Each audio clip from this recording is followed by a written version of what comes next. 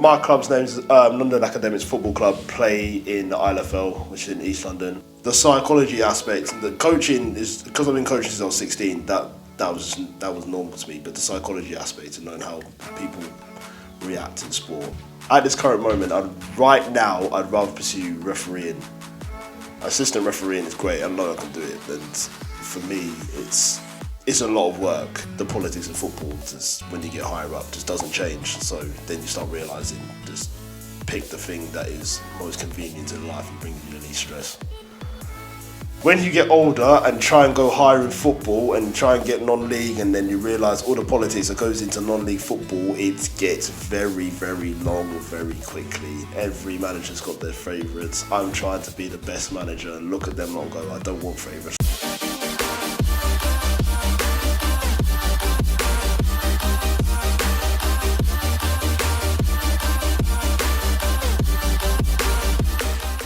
You alright, mate? How are you today? Yeah, I'm good, thank you. How are you? I'm very well. Welcome to the Chinwag podcast. Just introduce yourself. Some people might have seen you on my channel before.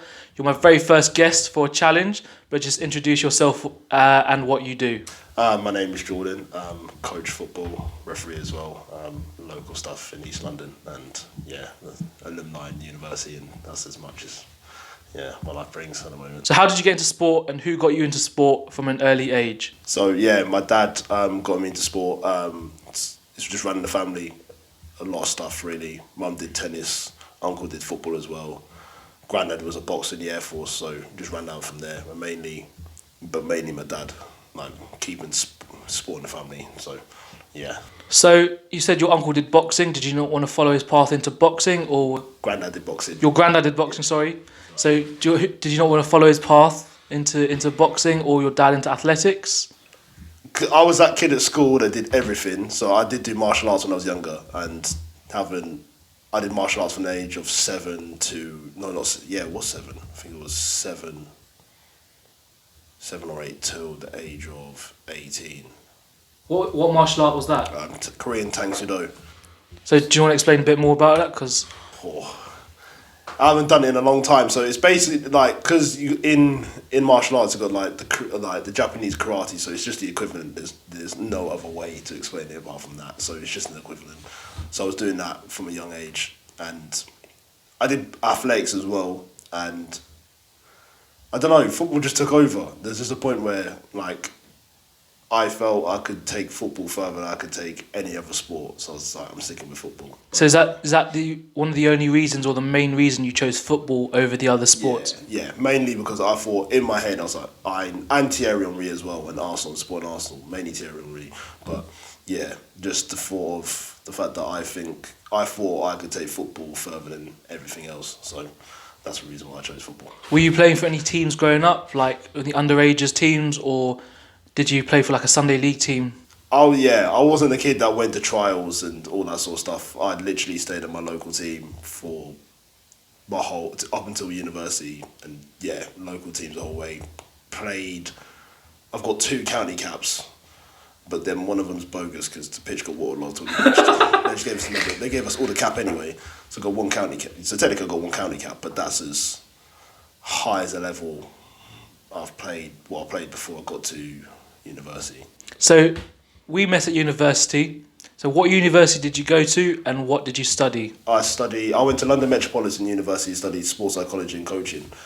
Like at the time, I didn't know what the university tables were like and didn't know how far down London it actually was, but I enjoyed the course and I got something out of it, so yeah, I had no complaints about it. What did you enjoy most about studying your course?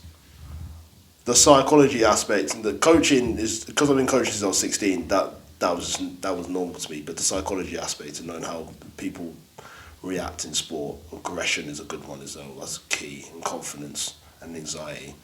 And that was, for me, the most enjoyable bits of doing my course. For me, the worst bit was doing sports science. Why was that the worst bit? Science is enough as it is. Science is just hard enough as it is, and then you try and put it into sport. I was like, nah. Did you play any sports at uni? So did you play football at uni? Yeah, just football. Like, people were telling me because I'm tall I should play basketball. But I looked at the whole standard of the basketball team. I was like, I'm not going anywhere near that team. These are all proper proper. They're committed to the sport. So it's purely just football. So, what position do you play, and what were your best memories about playing for your uni team? So I play centre back for my uni. Yeah, stayed there. Used to play different positions beforehand, but centre back mainly for uni. Best moments was, did we go undefeated? We didn't. What was it twice? Yeah, we went undefeated second year and got promoted, and the third year we lost one game but still got promoted. So back to back promotions in Lussell was the highlight of my football season. So, have you always got into playing, or have you branched out? So you said you're a referee. So was that whilst you were at uni, or did you pursue refereeing after uni? Yeah, so I started refereeing when I was 14, 15. First, I remember our first ever game was like under 10s, under 9s, and just my confidence. The only time I had confidence was playing football. Refereeing football was a whole new confidence, and no, I was proper bricking it for the first the whole game. Not even the first couple of minutes. The whole game I was bricking it. Like coach said, I did really well, and I was happy with my performance. I think I had a training session after, and my dad was there, and he was like, "How was it?" I was like, I was proper bricking it. So why did you get into refereeing at such a young age? Was it because of the money? You wanted to earn some bit of money? So there's people out there that can work in Tesco or work in Next and do retail and do all sorts of stuff, and I was like, yeah, there's no way I can do this. I'm not built for this. So, You're not built for that. I'm not built for that. So I was like, right, football, enjoy football. Refereeing gets money. Let me get money and referee instead. So did that. Got money from that, and then just took it further from there. And yeah, to this day, it's benefited me. So did you do qualifications back in the day? How did you first start that, your journey in refereeing? So trying to find out about refereeing is not hard, but yeah, contacting the county FA, and you do one course. Weirdly about refereeing, you do one course, and that's you set for the rest of your life. Oh really? Yeah. Oh wow. Okay, so what was the course and what did that involve? And you did that at 14? Yeah. So like Martin Atkinson can do that at like 14 and he's there in the Prem? That's him done. Mate. So how are you going to get to the Prem then? Are you going to get to the Prem? Well, that's an interesting question. We'll talk about that. So what does the referee course involve? So as I can remember, laws of the game are a big one. It is if you can't remember the other ones. How to be an assistant, techniques when using your whistle, hand signals. Yeah, those four fundamentals. There's probably people that are watching this and just gonna go, yeah, you missed out like key things. At this point, I've done it for a year, so. So you started refereeing. So did you enjoy playing more or refereeing at that young age? Oh, playing. I still enjoy playing more than refereeing now. So playing's always been at the top of the list as I've got older, and the politics in football, just when you get higher up, just doesn't change. So then you start realising, just pick the thing that is most convenient to life and brings you the least stress. So, with your refereeing, what kind of level do you referee now? So mainly like bottom end, semi-pro, like step 6, step 7. Can be on the line for like step 5, but right now, just because I'm on promotion this season, yeah, sticking to step 6 and step 7 football. So how do you want to progress your refereeing to become an even better ref and like refereeing at higher level games? That's a good question I've been asking myself, because my county FA nominated me for the FA Centre of Refereeing Excellence. So that's basically where the county FA think, or the FA think, you as a referee can excel to the highest level. So it's an interesting one, because when you get to a certain point of refereeing, you have to either pick you're going to referee or be an assistant referee. Right. So at some point, if I get promoted this season and then I'll go promotion the next season and then get promoted again, that's when I have to make the choice. And then the FA give you the choice. They have to say you have the choice of you either have to referee, or if you're playing, you can't. You have to pick between playing and refereeing. You can't do both. Okay, so obviously that choice between assistant and main referee is quite far away. Yeah. So which one at this current moment would you say you want to pursue? At this current moment, I'd rather pursue refereeing. Assistant refereeing is great. I know I can do it, and for me, it's a lot of work. But yeah, refereeing, being in the middle, being supported, being abused. Oh, everyone gets abused. Everyone gets abused. It doesn't matter what. It doesn't matter you're on the line, in the middle, fourth official. Everyone's getting abused. So it's I've got the power. And it's not even about having the power. It's just, I want to do what I want with it. But even as a case, I do at this current moment in time, refereeing, in the middle is. So is having the power over a game the most enjoyable thing, or what's the most enjoyable thing for you about refereeing? I just enjoy football. It's just watching football. Really, it's just an excuse to watch football and just like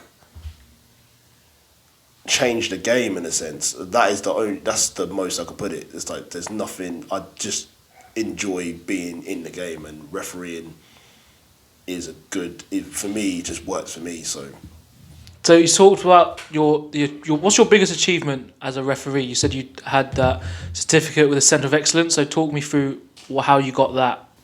Apparently, I've had a great season this season. I could put it just like that because I've been on promotion and I've had my assessment. So when you're getting promoted or trying to go up, you get assessed and you have to get marked a certain point. So for example, 70 is a pass mark, and if you're beating well above 70 from your assessor's marks and the clubs are rating you high as well, then automatically your county FA will go, you're doing well this season.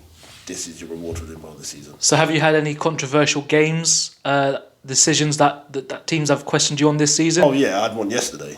Afternoon about an offside decision because I had two assistants with me, neutral assistants, so they qualified as well.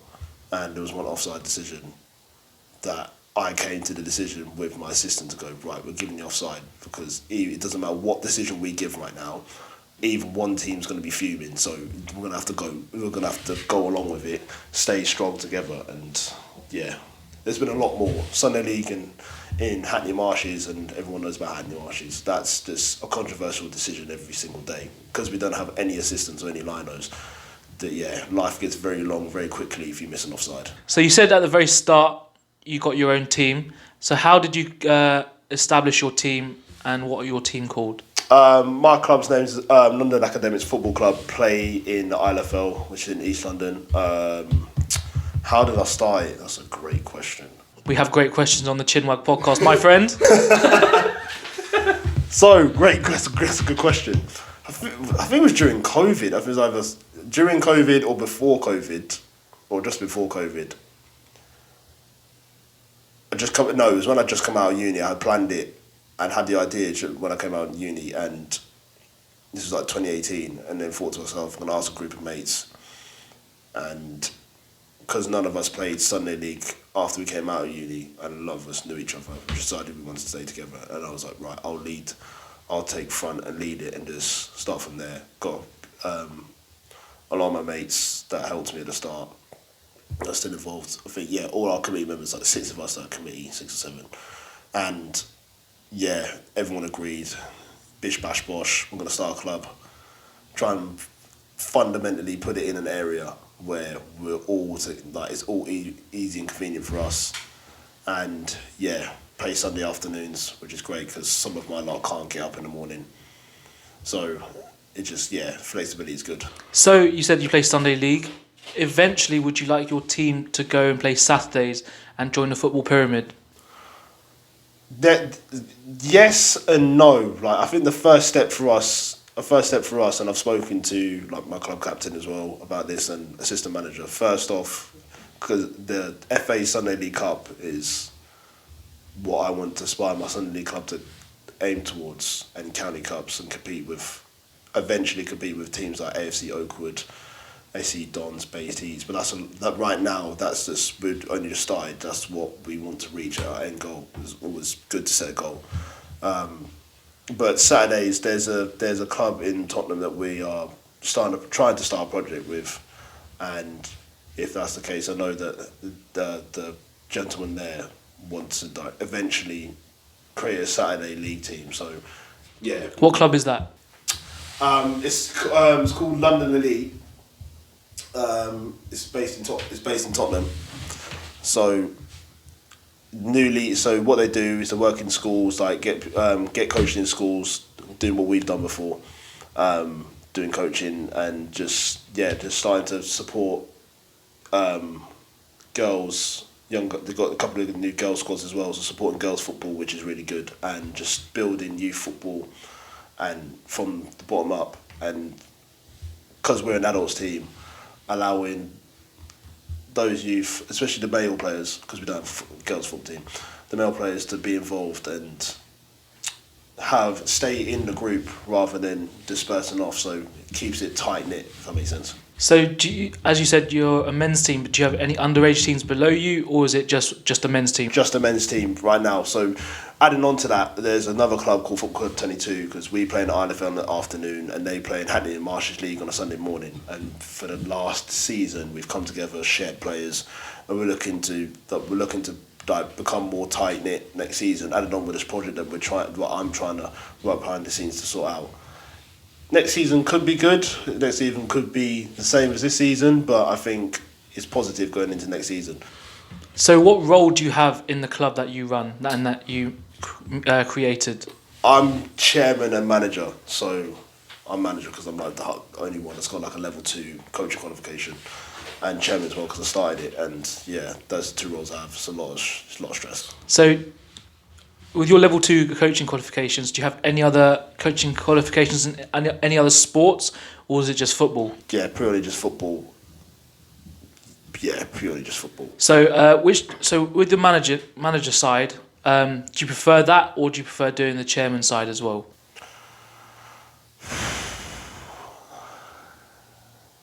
Probably managing.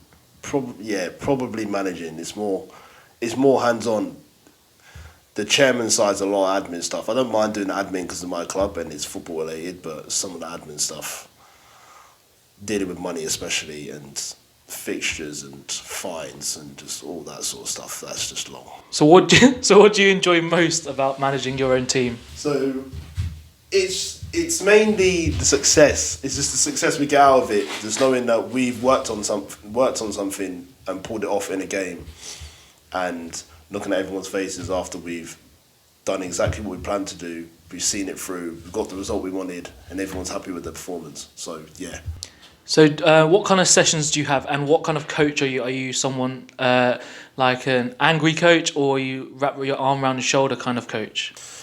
It depends on the player. It depends on what players you've got on your team. The different approaches have to work for different players, and if you're a good enough coach, you can realise what approaches work. But sometimes you got to slap the angry coach about just to make everyone know that the performance is not on. But mainly, yeah, whichever one, arm around the shoulder or angry one, works for different players. So mainly, just whatever approach works for whatever player. So do you prefer playing, coaching, or refereeing at the age you are now? So tell me which one and why. You want me to rank them? Do you want me to? Rank them. Cool. Let's see. At my age, at my big 25 age, what am I doing? Halfway to 50. That'll be me soon. So let's have a think. Right now, I'd say coaching first, refereeing second, and playing third. Right. So I've got another question. So how has playing gone from the top one when at such a young age to now third in line with coaching and refereeing? When you get older and try and go higher in football and try and get non-league, and then you realise all the politics that goes into non-league football, it gets very, very long very quickly. Every manager's got their favourites. I'm trying to be the best manager and look at them and go, I don't want favourites, I want people that do the job.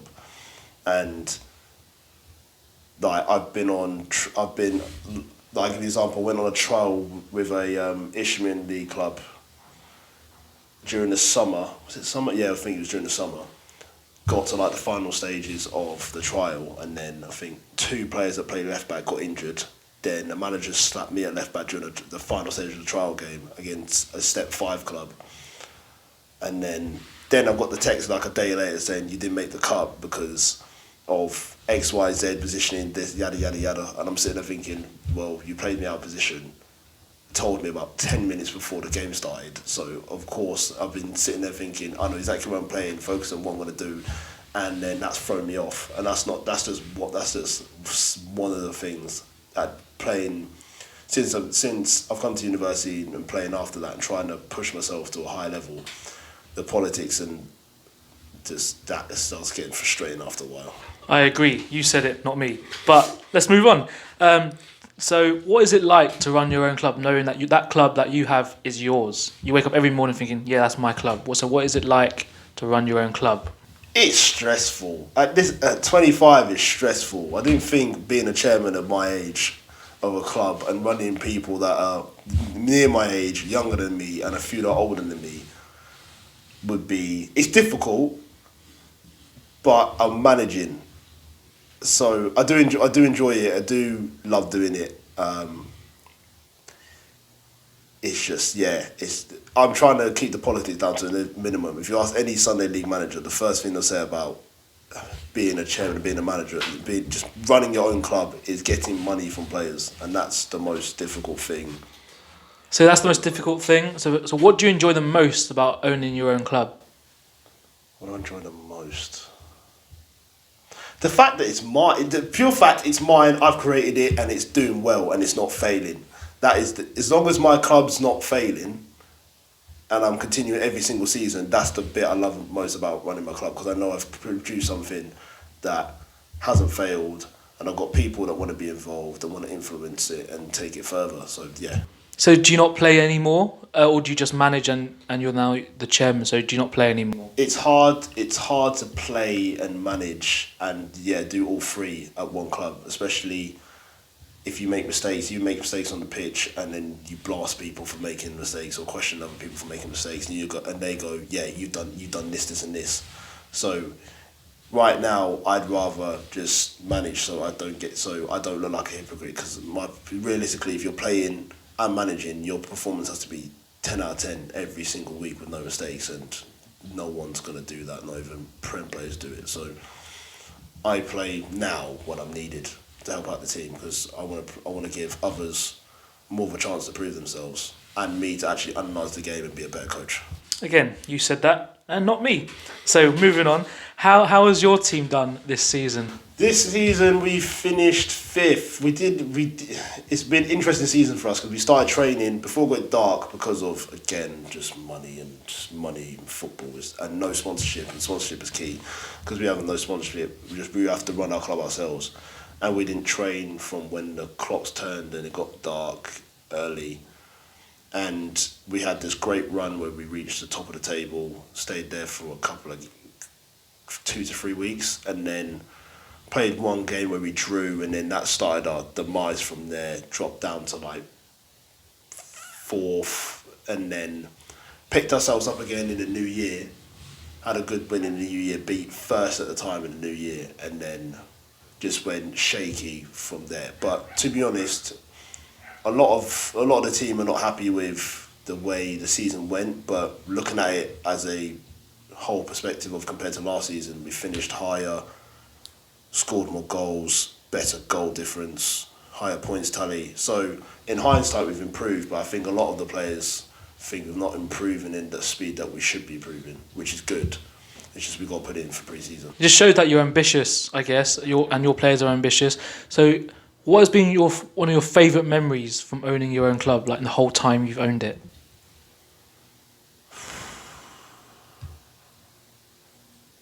That's a good question again, mate. Thank you. I'm used to doing podcasts now. You're my 11th guest. Oh, what? Wait, say the question again. What? Highlight of running my own club? Yeah. What's the best? Yeah, over however long you've had your club. Oh, Jesus. We haven't been in many cup competitions.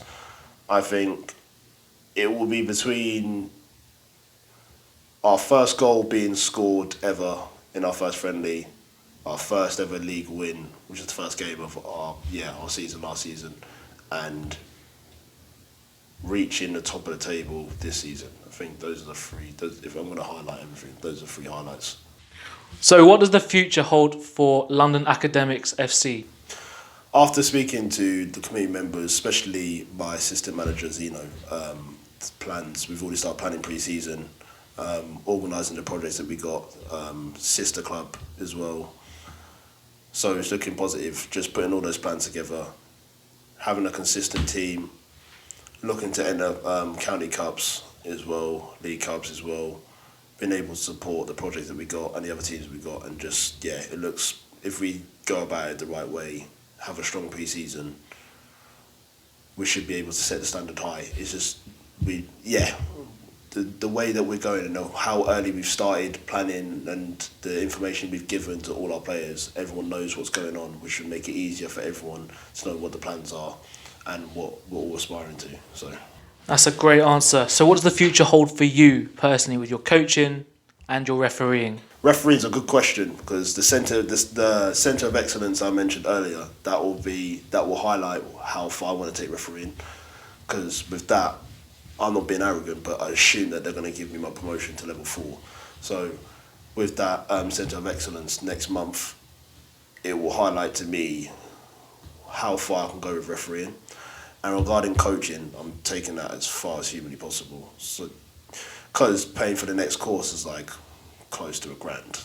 Yeah, I've been looking at that as well. I was like, oh wow, that's just too expensive. Yeah, it's too expensive. So I'll go get that disposable income in, get that money in from refereeing, get it in, hopefully pay for it. But I'll take that soon. I'll take this season, one more season with my club, and then hopefully next season, following season, able to do the UEFA B and take my club and myself for coaching further. But I'll take my coaching as far as humanly possible, to be honest. Another great answer. So that comes to the end of the Chinwag podcast today. Thank you, Jordan, for joining me. No worries. So before we finish, is there anything you would like to plug? So I want you to look into that camera there and tell them what your socials are. Off you go. Oh, socials. Can't even remember what my Instagram social is. George_DW, I think. Something like that. It'll be on screen right now. It'll be on screen. It'll be on screen. There. There. There. There. Right there. Right there. Right there. Yeah. I got some editing to do for that. Zeno, assistant manager, rest of the boys at the club, LAFC, boy Jason, boy Loz, the whole gang from our group chat and everything. I'm just waffling right now. But yeah, everyone at my club, everyone that's supported me with my club so far. And yeah, thank you for everyone, and hope we have a great season next season. Thank you, Jordan, for joining me on the Chinwag podcast. If you did enjoy that podcast, don't forget to follow Jordan and all his socials. Don't forget to like, comment and subscribe to my channel. Don't forget, I'll see you later for more. Wait and wait as well. Don't forget that one. Oh, and that one. I can't forget that one. It's 4. Just shout out to everyone at my club, everyone that's helped supporting me at my club as well. FC22 for what they've been doing and supporting us as well, and the way we've been supporting each other. Everyone that's supported me during refereeing so far. That counts for everyone. There's so many names. Friends that supported me, and just how I've been throughout the years and university. And big thank you to everyone, and especially to my club. Let's have a great season next season, and love your stuff. This is good extras, isn't it? Extras means sitting there pondering. You've got to slap this in. It's just it's cuts. Just trying to sit here pondering.